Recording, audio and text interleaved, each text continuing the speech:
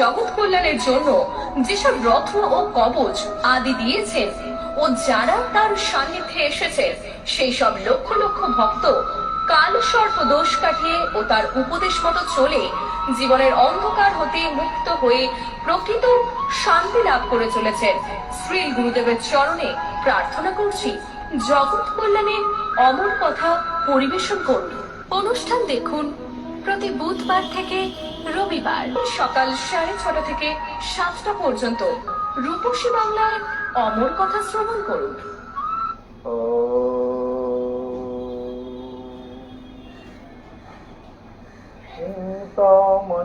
জয়তি সৌমগিরি গুরুর্মে শিক্ষা গুরুশ্চ ভগবান যদপাদকল্পতরোর্বল্লভশিখরেষু লীলাস্বয়ंवररसं লভতে জয়শ্রী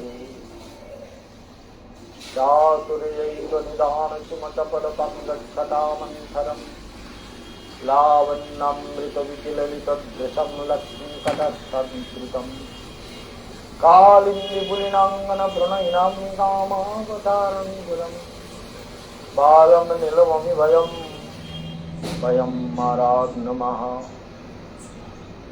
नारायणं नमस्कृत्य नरं चैव नरोत्तमं देवीं सरस्वतीं व्यासं ततो जयमुदीरये। हरेण नामैव केवलम् कलो नस्तेव गतिरन्यथा। सर्वाग्रे परमारथ गुरुदेव नित्यलीला प्रविष्ट भक्ति विदाय बलदेव गोस्वामी महाराज तार चरण कमल बंदना करे तार आशीर्बाद प्रार्थना करी এবং প্রতিদিন অমর কথা শ্রবণকারী ভক্তবৃন্দ বিদ্বৎ সমাজ বৈষ্ণব বৃন্দ স্নেহময়ী করুণাময়ী বাৎসল্যময়ী মাতৃশক্তি সবাইকে জানাই আমার হার্দিক অভিবাদন। আজ 6 এপ্রিল শনিবার, কাল সর্প দোষ কাটাবার দিক সেটা মনে রাখবেন। শনিবার সন্ধ্যেবেলায় ঘোড়ার নালে তেল সিঁদুর দেবেন এবং বাড়িতে কাল সর্প দোষ যাতে আছে তেলের মধ্যে নিজের ছায়া দেখে শনি মন্ত্র জপ করতে করতে বাথরুমে ফেলে দেবেন, জল দিয়ে ধুয়ে দেবেন এবং বাড়ির চারিদিকে ধোঁয়া, তুলসী মঞ্চে, ঘোড়ার নালে, ঘরে, বাইরে, বাথরুমে সব জায়গায় ধুনো চিতে করে ধোঁয়া দেবেন। এতে আপনার বাড়ির অশুভ প্রভাব প্রচুর পরিমাণে দূর হবে। প্রচুর পরিমাণে ঠিক মতো মন্ত্র জপ করলে বাড়িতে কোনো অশুভ প্রভাব পড়ে না। আর ধ্যান করলে তো আরো শক্তি পেয়ে যাবে, সেই শক্তিগুলোকে কাজে লাগান। সেই জন্য প্রিয়ব্রতকে প্রজাপতি ব্রহ্মা যেসব দিব্য উপদেশ দিচ্ছেন তাতে বলছেন মুক্তোয়পি ভাবদ ভূয়াৎ যদ্বেহমারব্ধমস্নন্ন ভীমানশূন্যঃ ঈশানুসৃষ্টং জবরুণন্মগ্নিয়ঙ্গ সুখং দুঃখং বা গুণকর্ম সংগাদাস্তয়ে তৎ যদ যৌক্তনাথ চক্ষুষ্মতাং দৈব নিয়মানঃ। মানুষ অন্ধ না, চক্ষু আছে, কিন্তু চোখ থাকতেও জেনে শুনেও পাপ করে, তাই না? একটা অদ্ভুত ব্যাপার, তোমরা সেটা বলতে চাইছো যে চক্ষুষ্মান ব্যক্তি সে যেমন অনেক সময় জেনে শুনে ভুল করে অনেক কিছু করে, রোগের কারণে অনেক কিছু করে, মোহের কারণে অনেক কিছু করে। মোহ তাকে দুঃখ দেয়, মোহ তার কষ্টের কারণ হয়, মোহ তাকে যন্ত্রণা দেয়। ভালো করে মনে রাখবে। এই জন্য মোহের কারণেও জীবের অনেক ঘটনা ঘটতে থাকে। এই জন্য মনে রাখবেন এই জীবনটা ঈশ্বরীয় বিধানে নিরন্তর চলে। আমরা ইচ্ছে করলে এর গতিকে প্রতিরোধ করতে পারি, এটাই সংসারের নিয়ম। তাই ব্রহ্মা বলছেন দেখো চক্ষুষ্মান ব্যক্তিও অনেক সময় অন্ধকার জনিত কারণে গর্তে পা ফেলে দিয়ে পা মুছতে যেতে পারে, কিংবা চোখে ভালো দেখছে না, একটা নিচু জায়গাকে সমান মনে করে পা ফেলে দিয়ে পা ভেঙে যেতে পারে। কিংবা চক্ষুষ্মান ব্যক্তি গাড়ি কন্ট্রোল না করতে পেরে আর একজনের গাড়ি দিকে মারলো, ধাক্কা, ঠ্যাং, হাত পা ভেঙে পড়লো। এসব বেশিরভাগ ক্ষেত্রে মোটর সাইকেলে খুব বেশি হয়। তাহলে দেখুন, মোটর সাইকেল চালাতে এত এক্সপার্ট, কিন্তু তথাপিও অ্যাক্সিডেন্ট যদি পেছন থেকে এসে মেরে দেয় তো কি করবে? আমাকে 1985-এ একটা বিশাল অ্যাক্সিডেন্ট হয়েছিল। এই অ্যাক্সিডেন্টটা হলো কিরকম জানেন? আমি ওই জনকল্যাণ হাই স্কুল, যেটা চৌরাস্তায় আছে, জানেন কিনা জানি না, তো ওখানে পাঠ ছিল, লেকচার ছিল। লেকচারের পরে কিছু টাকা ছিল আমার হাতে। বক্রেশ্বরে তখন একটা বাড়ি আশ্রম নির্মাণ হচ্ছিল, বনদেব আশ্রম, গুরুদেবের নামে একটা আশ্রম নির্মাণ করছিলাম। সেই সময় হাতে টাকা ছিল, গলায় একটা চেনও ছিল। পেছন থেকে মোটরসাইকেল এসে মারলো। রাত তখন 10:30, 11:30 হবে। পাঠের পরে যাচ্ছি তো রিক্সায় করে, রিক্সার পিছনে এসে এত জোরে, মানে বাস যাচ্ছে তো সাইডে জায়গা নেই, আর আমরা একদম সাইডে রিক্সা, আর মোটরসাইকেল পিছন থেকে এসে মারলো ধাক্কা। এমন ধাক্কা মেরেছে, আমি ছিটকে গিয়ে অন্তত 8-9 ফুট 10 ফুট দূরে পড়েছি। আর রিক্সাটা আমার উপর দিয়ে উল্টে গিয়ে 12-13 ফুট দূরে গিয়ে পড়েছে। রিক্সাওয়ালাটা সাইডে পড়ে গেছে, আর মোটরসাইকেল গালোওয়ালার উপরে মোটরসাইকেল পড়ে সাইলেন্সারে তার পাটা পুড়ে গেলে ফিটে পড়েছে। চিন্তা করুন। তাহলে অ্যাক্সিডেন্ট গুলো এইরকম চক্ষুষ্মান, কিন্তু তথাপি তাড়াতাড়ি বাড়ি যেতে হবে। কোন ধান্দায় যাচ্ছিল তার ঠিক আছে, নাহলে এরকম অ্যাক্সিডেন্ট করে। রিক্সা যাচ্ছে, সেটা একদম পেট্রোল পাম্পের সামনে, শখের বাজারে যে পেট্রোল পাম্প আছে, সেই পেট্রোল পাম্পের সামনে অ্যাক্সিডেন্টটা হয়েছে। কোন ধান্দা মাথায়, কোন কুবুদ্ধি ঘুরছিল, চক্ষুষ্মান, পেট্রোল পাম্পের ওখানে লাইট, এইবার রিক্সা সামনে, বাস দাঁড়িয়ে আছে ওখানে, বাসের স্ট্যান্ড, ওটা বাস দাঁড়িয়েছে, উনি এত জোরে এসে মারলেন যে রিক্সাওয়ালা, রিক্সার আরোহী, আর রিক্সা তো আমার উপর দিকে ছিটে পড়েছে। আমার উপরে পড়লে আরো কি হতো তার ঠিক নেই। আমার তো এগুলো সব এখনো পর্যন্ত সেলাই, সব দাগ হয়ে আছে অ্যাক্সিডেন্ট। আর হাতে টাতে পাছায় টাছে সব পড়েছি তো একদম পাকা রাস্তার উপরে, সব এগুলো পাথর ঢুকে নিয়ে যাবে, সেগুলো সব পরে পরে পরে পরে সে অনেক ঘটনা সব বললাম। তাহলে এই অ্যাক্সিডেন্ট হয়, চক্ষুষ্মান ব্যক্তি এরকম করে অ্যাক্সিডেন্ট করে। মাথার মধ্যে কুবুদ্ধি ঘুরছিল বলেই তো অ্যাক্সিডেন্ট করেছে, নাহলে অ্যাক্সিডেন্ট হয়। ভালো করে মাথায় রাখবেন। মহারাজ আপনি যে কি বলেন, বলে হ্যাঁ, এইটা কেশবানন্দ সত্যি কথাগুলো বলতে ছাড়ে না। মাথায় কুবুদ্ধি না ঢুকলে এরকম ভাবে মোটরসাইকেল চালায়? যদি ঠিক মতো দেখতো, ঠিক মতো চালাতো, তাহলে অত জোরে বাস দাঁড়িয়ে আছে স্টপেজে, তার পাশ দিয়ে রিক্সাটা বেরোচ্ছে, উনি পেছন থেকে, আমরা প্রায় বাসের কাছাকাছি মাথার দিকে, তা সেই অত দূর থেকে এসে ঘাম করে মারলো। শয়তানি বুদ্ধি না থাকলে এরকম মারে? মানে মাথার মধ্যে কোন শয়তান ঘুরছিল, সেই জন্য তো অ্যাক্সিডেন্ট করছে। যেন পৃথিবীতে জানবেন, যত রকমের যত কিছু অ্যাক্সিডেন্ট হয় তার অনেক কারণ। একদিন যেমন একটা, অনেক জীবনের বহু ঘটনা আছে। একদিন আসছি একটা বাসে করে, বাসটা এরকম বর্ষাকাল, প্রচুর জল হয়েছে। এখন বাসটা, রাস্তাটা প্লেন, রামপুরের দিকে আসছিলাম রুদ্রপুর থেকে, প্লেন রাস্তা, আর প্লেন রাস্তাটা এইভাবে টার্ন নিয়েছে, কিন্তু টার্ন নিয়েছে আর সামনে জল, ওই রাস্তাটাও চকচক করছে, জলটাও চকচক করছে। আমি সামনে বসেছিলাম, ড্রাইভার সোজা জলের মধ্যে দিয়ে, ইধার ঘুমাও, যেই বলি তাড়াতাড়ি করে ব্রেক মেরে বাসটাকে ঘুরিয়ে দেখে গেল। এটা অনেক ঘটনা, সব অ্যাক্সিডেন্টের ব্যাখ্যা করলাম। কত ঘটনা ঘটেছে, পাহাড়ে ঘটেছে, কত কিছু। তাহলে এগুলো চক্ষুষ্মান ব্যক্তি, তাহলে ওই লোকটা চোখে কম দেখে। আর একবার মায়াপুর থেকে, গুজরাটিদের নিয়ে গেছিলাম মায়াপুরে, ভবানীপুরে আমাদের এক গুরুভাই ছিল, পরিতোষ, এই প্রভু, কি নাম হচ্ছে, প্রাণতোষ বসু, শ্রীকৃষ্ণ ভিলা, সবাই চেনে, তার ছেলে মেয়ে দুজনে, বা আমাদের গুরু ভাই তো উনি ছিলেন, প্রাণতোষ বসু, ছেলে মেয়ে সবাই খুব শ্রদ্ধা করত। এই প্রাণতোষ বসু ব্যবস্থা করেছে সব গুজরাটিরা মায়াপুরে যাবে, বলে মহারাজ জি কো সাথ লে লেতে হ্যাঁ, মহারাজ জি সে কথা শুনেंगे।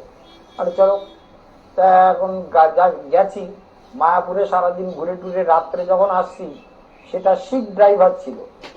সে করছে কি জানেন, ধর্মতলায় ফাঁকা জায়গা, সারা বাস ঠিক চালিয়েছে, কিন্তু সন্ধ্যেবেলা তো আমাদের পাল্লায় পড়ে উনি রাত্রে সন্ধ্যেবেলা যেগুলো সেবন করেন সেগুলো তো করেননি, মাথা খারাপ হয়ে গেছে। গিয়ে একদম মেরে দিয়ে যে বড় বড় রাস্তার ধারে, যখন দেখেছেন অনেক আগের কথা, কিন্তু ড্রাম থাকতো মাঝখান থেকে, ডিভাইডার তো হয়নি, তখন ওই ড্রাম গুলো দেওয়া থাকতো, বড় বড় বড় বড় ড্রাম, ওই ড্রাম গুলো দাঁড়ানো থাকতো, ওই 200 লিটারের যে ড্রাম গুলো, ওই ড্রাম গুলোকে একদম দোলে হিচড়ে নিয়ে একটা প্রথম, আরে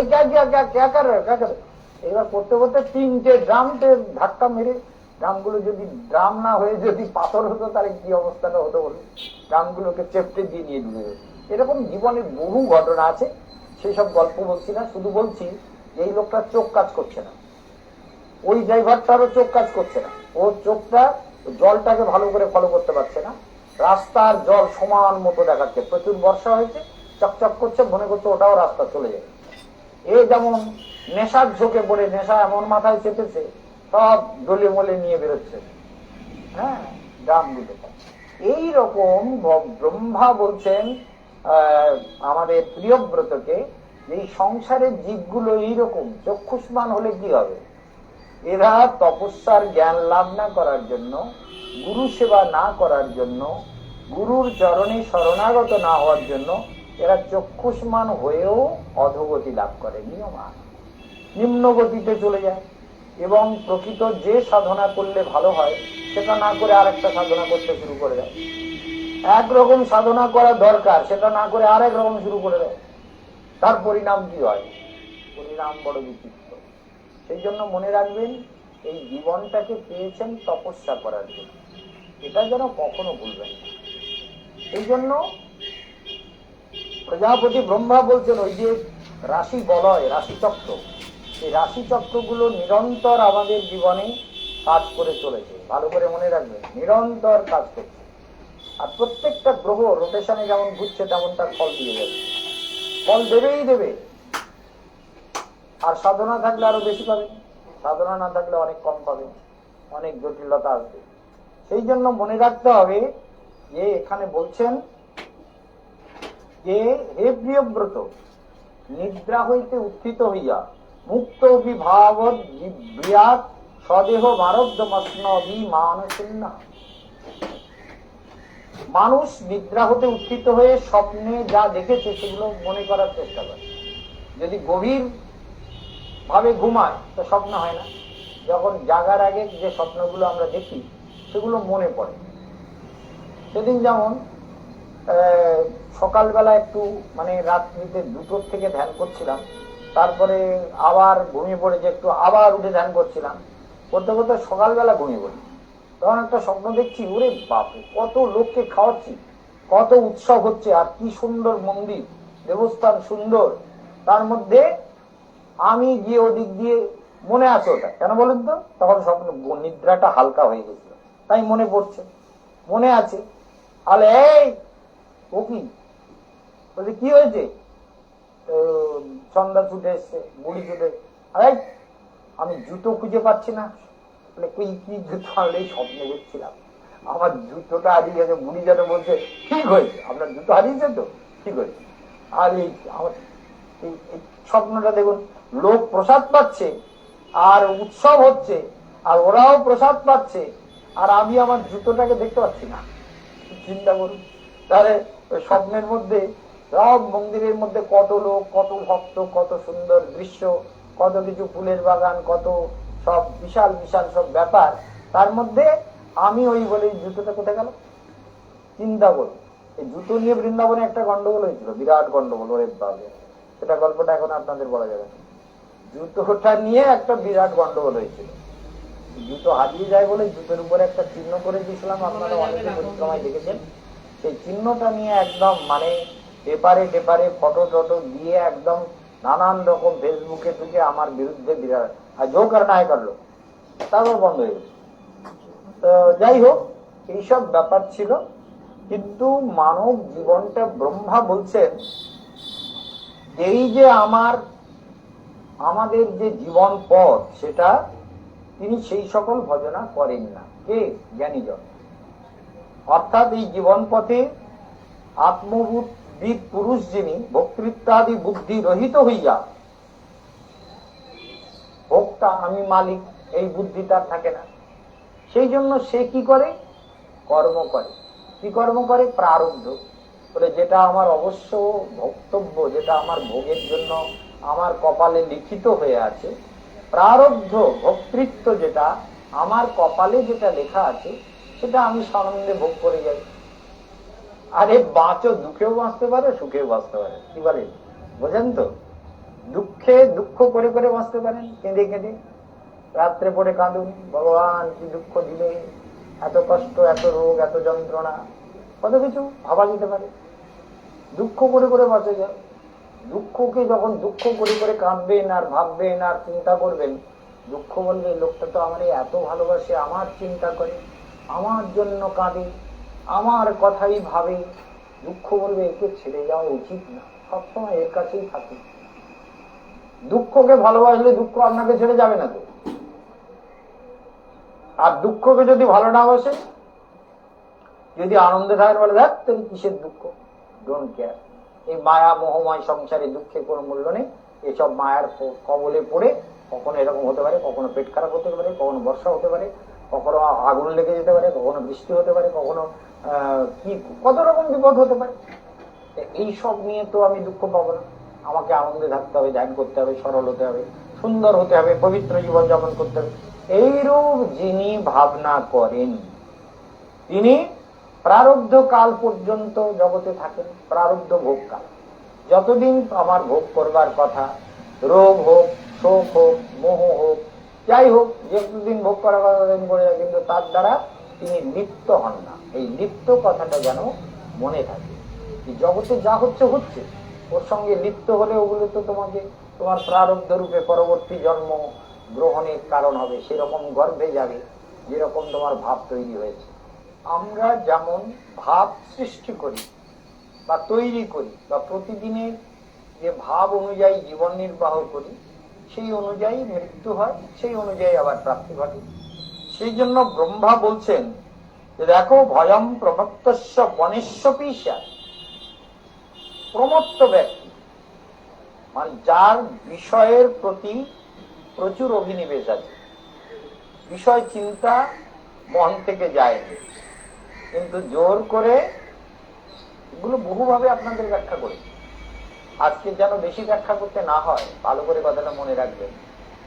জোর করে যদি বলে আমি বনে চললাম, আমি আর ঘরে থাকবো না, সংসার ত্যাগ করে বনে চললাম, তো ব্রহ্মা বলছেন বনে চলে গেলেও মনে কিন্তু বিষয় বাসনা থেকে যায়, অর্থাৎ মনে সংসার থেকে যায়, মনটা সংসারে আবদ্ধ থাকে। অতএব তুমি মনটা যদি ভগবানে যুক্ত করে, এই জন্য তিনি বলছেন সংসার প্রথমে হচ্ছে প্রথম বাল্যকাল, কৈশোর কাল থেকে শুরু করে ব্রহ্মচর্য পালন করে গুরু সেবা, ব্রহ্মচর্য, সরলতা, শাস্ত্র অধ্যয়ন, জ্ঞান লাভ, এইটাই তো বৈদিক প্রাচীন কাল থেকে হয়ে আসছে। এবং সেই প্রাচীন কালের প্রথাগুলো ব্রহ্মার মুখ দিয়ে ব্যক্ত হচ্ছে। ব্রহ্মা প্রিয়ব্রতকে বলছেন তুমি ব্রহ্মচর্য পালন করেছো, গুরুগৃহে বাস করেছো, নারদের উপদেশ শ্রবণ করেছো এবং জীবনকে সাধনায় সম্পূর্ণরূপে নিয়োজিত করেছো, বহু যোগ শক্তি তোমার অধিগত হয়েছে, বহু অলৌকিক বিভূতি লাভ করেছো, কিন্তু এখন তোমার কর্তব্য কি? বলে প্রথমে হচ্ছে ব্রহ্মচর্য পালন, জ্ঞান লাভ, সাধনা, তপস্যার পরে গার্হস্থ্য জীবন। এটা হচ্ছে প্রসিডিওর। এই প্রসিডিওরটাকে মেনটেন করো। তুমি গৃহী হও, বিবাহ করো, সংসার করো। কেন বলুন তো? এখানে কিন্তু এই উপদেশটা দেওয়ার কারণ হচ্ছে যে তখন সৃষ্টির আদিকাল তো, তাই সৃষ্টিকে একটা বেশ সামঞ্জস্য অবস্থায় আনতে হবে, সঙ্গতিতে নিয়ে আসতে হবে। তার জন্য ব্রহ্মা এই কথাগুলো বলতে বাধ্য হচ্ছে। তা না হলে কিন্তু অনেক সুখদেব, তিনি তো বিয়ে করেন, তাহলে তার বেলা কি বলেন? ভাগবতের বক্তা যিনি, তিনি বিয়ে করলেন না, ব্যাসদেব বিয়ে করলেন না, কিংবা আরো আরো বহু ঋষিরা যারা বিবাহ করেননি, তাহলে তাদের বিয়ে না করলে, সংসার না করলে হবে না। কিন্তু যেহেতু সৃষ্টির প্রারম্ভিক কাল, স্বয়ংভুব মনু থেকে সৃষ্টির বিস্তার শুরু হয়েছে, আর ব্রহ্মা ব্যালেন্স করতে পারছিলেন না। এটা একটা ব্যাপার, ভাব অনুযায়ী তো সৃষ্টি হয়। প্রথমে ব্রহ্মা এমন সৃষ্টি করলেন যে চতুষ্পদ, সনক সনাতন সনাতন সনাতন। তারা বলে ওসব সংসার টংসার হবে, তারা হবে না বাবা, তুমি যতই বলো, তুমি অভিশাপ দাও, তাই ঘর দিয়ে পাঠাও না আলোকে পাঠাও, ওসব আমাদের মধ্যে ওইসব প্রযুক্তি নেই। কারণ ব্রহ্মা একদম ত্যাগের মনোভূমিতে হৃদয়ের শুদ্ধ চেতনায় পবিত্র ভাবনায় ভগবানকে ধ্যান করতে করতে সৃষ্টি করেছেন। তো তারা 5 বছরের বালক, 5 বছরের বালকের যেমন কোনো কাম তৃষ্ণা, ভোগ তৃষ্ণা, বিষয় বাসনা, কামনা কিচ্ছু থাকে না, এমনি এই চতুষ্ষণের মধ্যে কিচ্ছু নেই। এরা এদেরকে তো আমি দেখেছেন না, যারা কালসর্প দোষ করেন, তখন তাদের বলি সনত সনাতন সনন্দন সনত কুমারায় নমঃ, ওম চতুষ্ষণায় নমঃ। তাহলে এদেরকে আমরা প্রণাম করি, পুজো করি, কারণ এরা হলো মহর লোকের অধিবাসী, নিরন্তর বেদমন্ত্রের দ্বারা বিষ্ণুর উপাসনা করে। তাহলে ব্রহ্মা প্রথম সৃষ্টি গড়বড় হয়ে গেল। এরা বলে আমরা এসব সংসার ওইসব কিছু আমাদের বলো না, আমরা সব করবো না। নারদও করেনি, কিন্তু প্রিয়ব্রতকে সংসারে ফাঁসাবেন বলে ঠিক করেছেন সবাই মিলে, বলে প্রিয়ব্রতকে সংসার করে, কারণ সৃষ্টি ব্যালেন্স করতে পারছিলেন না ব্রহ্মা। তারপরে রেগে মেগে একটা সৃষ্টি করলেন, ভীষণ ক্রোধিত ক্ষুব্ধ এমন একটা সৃষ্টি করলেন, তার নাম নীল লোহিত, ভয়ঙ্কর রুদ্র মহাকাল। সে চারিদিকে গ্রাস করছে, ব্রহ্মাকে পর্যন্ত খেতে যাচ্ছে। কি সর্বনাশ হয়ে গেল, সেটাকে ধ্বংস করে সৃষ্টি মোটে ছন্দে আসছে না। এইসব চিন্তা করে করে অনেক বিচার টিচার করে, প্রভু আমাকে সৃষ্টি করতে বলেছো, আমাকে একটু সাহায্য করো। তারপরে ব্রহ্মা প্রথম সৃষ্টি করলেন স্বয়ম্ভুব, মনু আর শতরূপা। প্রথমে মানস পুত্রদের সৃষ্টি করলেন, মানে মানস পুত্র যারা, যেমন নারদ, তারপরে আপনার বশিষ্ঠ, তারপরে আমাদের খ্যাতির প্রতি, অর্থাৎ এই যত ঋষিদের সৃষ্টি করলেন মানস পুত্র, তার মধ্যে মেন যারা আছেন তাদের সব সৃষ্টি করেছেন, কিন্তু তারা তো তার বিধান মতন সবাই চলছে না। এইবার স্বয়ম্ভূম মনু শতরূপাকে সৃষ্টি করে এদেরকে বিয়ে টিয়ে দিয়ে এদের ঘর সংসার তৈরি করে এইবার বলছেন এদের থেকে যারা ছেলেগুলো হবে সবগুলো সংসার আস্তে আস্তে বাড়াতে হবে। প্রিয়ব্রত তো তা করবে না, প্রিয়ব্রত করবে না, ব্রহ্মার এই দুঃখ। যেন ব্রহ্মা বলছেন দেখো যা করো করো, তো সংসার তোমাকে করতে হবে। কারণ এখানে বলছেন বয়ম প্রমত্তস্য বনেশ্ব বিষাদ, যদি প্রমত্ত চিত্ত থাকে, মানে মতি বুদ্ধি স্থির না হয় ভগবানে, গুরু সেবার দ্বারা, সাধনার দ্বারা, মন্ত্র জপের দ্বারা জীবনটাকে যদি সুন্দর করতে না পারে, তাহলে কি হবে? কি হবে? তাহলে বনে গেলেও বনের মধ্যে বিষয় তৃষ্ণা থেকে যাবে, বনে গেলেও মন শান্ত হবে না, মন ভগবানেতে যুক্ত হবে না, মন নানান রকম বিষয়ের পথে দৌড়াবে। ভালো করে মনে রাখবে। এই জন্য এখানে ব্যাখ্যা করছেন, বিশেষভাবে ব্যাখ্যা হচ্ছে যে আমাদের এই কথাগুলো মনে রাখতে হবে যে বনে গেলেই ভগবানকে পাওয়া যাবে তা কিন্তু নয়, মন যদি তৈরি হয়। তাই ব্রহ্মা বলছেন দেখো বনে গেলেও সাধনা হয় না, অতএব প্রথমে গৃহের থেকে, তার মানে ব্রহ্মচর্য, তারপরে গার্হস্থ্য। গৃহী হও, বিয়ে করো, ছেলে পুলে বড় করো, মানুষ করো, কর্তব্য কর্ম করো সংসারে, তার মধ্যে সাধনাটাকে গুরুত্ব দাও। এই কর্তব্য কর্ম সাধনা এটা গুরুত্ব দিতে হবে, আর সংসারের কর্ম করতে হবে। কর্ম কিন্তু করে যেতে হবে, কর্ম হচ্ছে প্রধান, কর্মের কোনো বিকল্প নেই, মনে রাখবেন। এই জন্য প্রথম অবস্থায় যারা ভগবানকে ভজন করতে চায় তারা যদি কর্ম না করে তাদের কিন্তু কোনো উন্নতি হবে না। এরা কর্ম করে জীবনকে ধীরে ধীরে সাধনার পথে এগিয়ে নিয়ে যাওয়ার বুদ্ধির দ্বারা, বুদ্ধিকে সারথি করে, ইন্দ্রিয়কে কন্ট্রোল করে তারপরে আমাদের এগোতে হবে। সেই জন্য মনে রাখতে হবে জীবনটা সাধনার জন্য, আর সব যা করছেন সব প্রারব্ধ ফল। এই জন্য বলছেন যে গৃহস্থ জীবনে প্রবেশ করে সংসার করে সপত্নী ধর্ম আচরে, পতি পত্নী ধর্মের আচরণ করো। এ আবার আর একটা কথা, আর পত্নী যদি এমন কপালে জোটে বলে কত বিয়ে করলাম খুড়ো, আমার কপালে বউ জুটলো না, হ্যাঁ গান শুনেছেন তো, গ্রামের সব লোকগীতে সব গায়, অদ্ভুত। বিয়ে তো করলাম, বউ যদি আমাকে না নেয়, আর বউ যদি দিনরাত ঝগড়া করে, অশান্তি করে, তাহলে সপত্নী ধর্ম আচরে পত্নীকে নিয়ে ধর্ম আচরণ হবে? পত্নী তো যন্ত্রণার কারণ হবে। আর পতি শুধু পত্নী হয়, পতি হয় না। জগতে কেশবানন্দ সারা জগৎ চালাতে চালাতে এমন সব পতি পত্নী দেখেছে, ওরে বাবা রে বাবা। পতি সে বলে, হ্যাঁ এই কেশবানন্দ মহারাজের কথা এত শোনে কেন? আমার বউটা বিগড়ে গেছে, ও কেশবানন্দ প্রেমে পড়ে গেছে। সে বউ হয়তো আমাকে জীবনে দেখে, সে বলে ওরে বাবা। আমাকে ছোটবেলার থেকে অবশ্য এরকম অনেক বিগড়ানো ঘটনা আমার জীবনে ঘটেছে, অনেক মেয়েরা সব আমার জন্য পাগল হয়ে গেছে, এরকম অনেক ঘটনা ঘটেছে। কিন্তু আমি তো তার জন্য পাগল হই, আমি তো তার সঙ্গে প্রেম করতে যাই, কিন্তু সে পাগল হয়ে কেশবানন্দ করছে।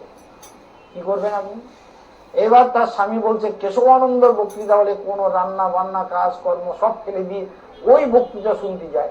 তার মানে ও কেশবানন্দ। যেমন মীরাবাই গিরিধারী গোপালকে পুজো করে, মীরা কলঙ্কি। বুঝতে পেরেছেন? লোকে বলে মীরা পাগলিনী, রানা বলে মীরা কলঙ্কিনী। মীরা কাঁদে তোমারও লাগিয়া গো, গিরিধারী তোমারও লাগিয়া। বুঝতে পারছেন? বলছে মহারাজের কথা অত শোনার ঝোঁক চাই, নিশ্চয়ই মহারাজের প্রেমে পড়ে গেছে। আমার মহারাজকে দেখিনি হয়তো, তার না দেখলি কি হবে, প্রেমে পড়ে গেছে। তাহলে চিন্তা করুন, আজকাল তো ওই যে সিনেমা আর্টিস্ট যেগুলো, সেগুলোর প্রেমে তো সব সুন্দরী মেয়েগুলো। আমার খুব ভালো লাগে শাহরুখ খানকে, ব্রাহ্মণের মেয়ে শাহরুখ খান, তার স্বপ্নে জাগরণে শাহরুখ খানের চিন্তা। কিংবা এই আমাদের কত রকম পাঠা খান আছে জানেন না, কতগুলো খান আছে, শাহরুখ খান, তারপরে খান, 3টে খান আছে জানেন, 3টে খান, মহাসাংঘাতিক ব্যাপার। তাদের প্রেমে পড়ে তারা হাবুডুবু খাচ্ছে, বাবা মা ভাই বোন তাদের বলছে না, ওদের বই দেখতে পারবি না, কেউ বলবে? ভগবানের কথা শোনে কেন বউ, বর তার উপরে রেগে পায়। ওই সলমান খানকে কেন, সলমান খানের গল্প করিস, ওর সিনেমা, ওর গল্প, ওকে ফোনে দেখিস কেন? শাহরুখ খানকে দেখিস কেন? ওই মুখ খানকে দেখিস কেন? সেগুলোর বেলা বলে লজ্জা করে না? কেশবানন্দর হরি কথা শুনলে সেগুলো দোষ হয়ে যাচ্ছে। পাষণ্ড মরবি রে, মরবি মানে নরকে গিয়ে চুমন দেবে যমরাজ। বুঝতে পারছি না? হরি কথা শুনবে না, কেশবানন্দের প্রেমে পড়ে। আরে কেশবানন্দের প্রেমে পড়লে তো মঙ্গল হবে। কেশবানন্দ আমার কাছে যারা নাতনিরা, অল্প অল্প ছোট নাতনিরা আসে, আরে দেখো কেশবানন্দ মহারাজের উপরে প্রেমটা ভালো করে করবা, তাহলে মঙ্গল হবে। হাসবে না? মহারাজের কথা, প্রেম মানে কি? মহারাজের কথা শোনা, মহারাজ যে মঙ্গলের কথাগুলো বলে সেগুলো মনে রাখবা, এটাই প্রেম। তোমার সঙ্গে আমি ওই বিয়ে করতেও যাব না, আর প্রেম করতেও যাবো না। প্রেম একটা, প্রেম মানে কি? যাকে আমি ভালোবাসি তার কথা শোনা।